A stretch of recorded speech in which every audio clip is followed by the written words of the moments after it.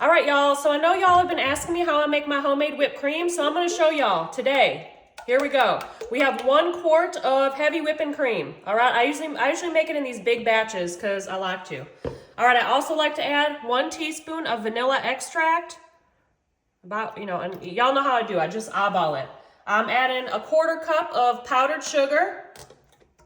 And I have a vanilla instant pudding. So y'all, I honestly never measure this. I'm gonna see how much I add. Not the whole box. I add probably about 1/3 to 1/4 of the box of instant vanilla pudding. It's a small box, all right? So now we gotta, let me see. We gotta roll this thing up. I still don't know how to work this that well. We're gonna turn it on. So I'm gonna put it on like 8, and I'm gonna let y'all know how long I mix it for because it takes a few minutes.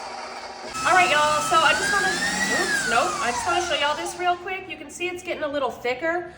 This has been mixing on level 6 for about 2.5 minutes, but once it starts getting thicker, you need to keep an eye on it because if you over whip it, you ain't gonna be happy. So it should be done pretty fast. And once it gets to this point, a lot of times I put it on a little bit lower.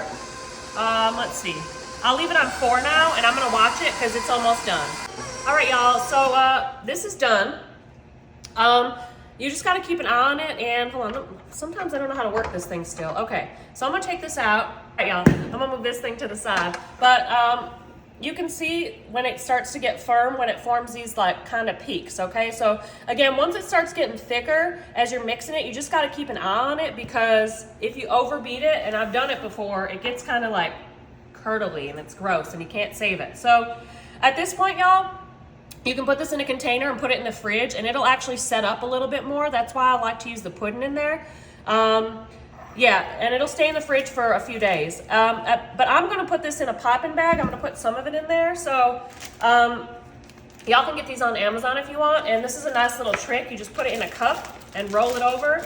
And then we can put some of this in here. All right, y'all, so that's what I'm gonna do. And I'm gonna put it in the fridge to set up. But I just wanna show y'all how I make my amazing homemade whipped cream. Mmm.